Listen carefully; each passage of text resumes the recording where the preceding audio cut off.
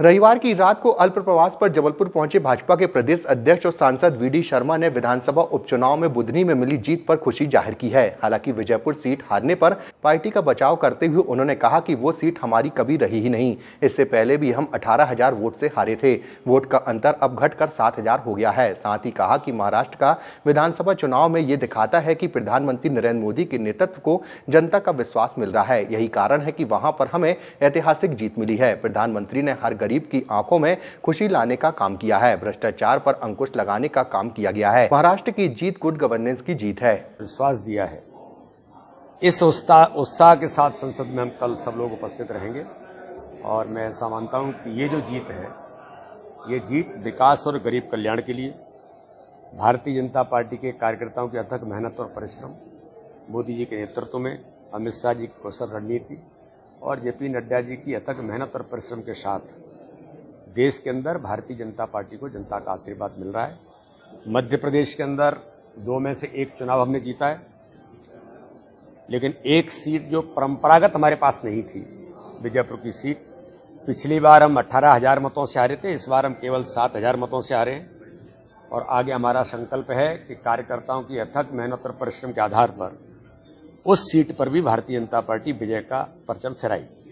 एक दूसरी विधानसभा में आपका रेशियो घट गया विजय का। देखिए, रेशियो घटना, व्यक्ति, परिस्थितियां, कई चीजें होती हैं, लेकिन वहां भारतीय जनता पार्टी ने विजय श्री हासिल की है। माननीय शिवराज सिंह जी चौहान के सांसद बनने के बाद सीट खाली हुई थी और भार्गव जी जो सांसद थे वो अब विधायक बने हैं, इसलिए एक्सचेंज हुआ है।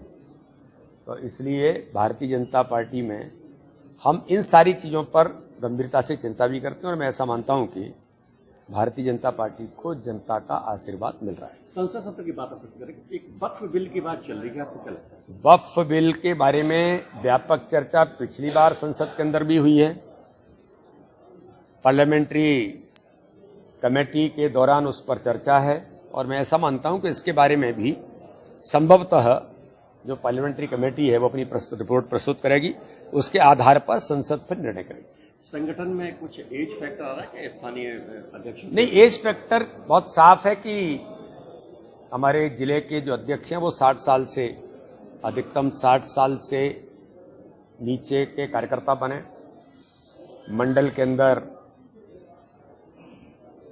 45 साल से नीचे के कार्यकर्ता मंडल के अध्यक्ष बने। ये प्रयास है और भारतीय जनता पार्टी में हमने मध्य प्रदेश के अंदर इसको बखूबी ये प्रयास पिछली बार किया था और हम इसमें सफल हुए और उसके व्यापक परिणाम प्रत्येक बूथ पर संगठन को मजबूती बनाने में महत्वपूर्ण भूमिका इन सब लोगों ने निभाई। इसलिए 1 तारीख से 15 तारीख तक मंडल के संगठन का पर्व है और 16 से फिर 30 तक जिला संगठन का पर्व है।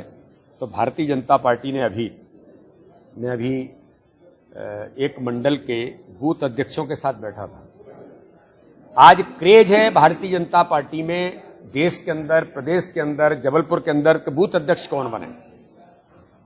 यही भारतीय जनता पार्टी की ताकत है। मैं अभी एक मंडल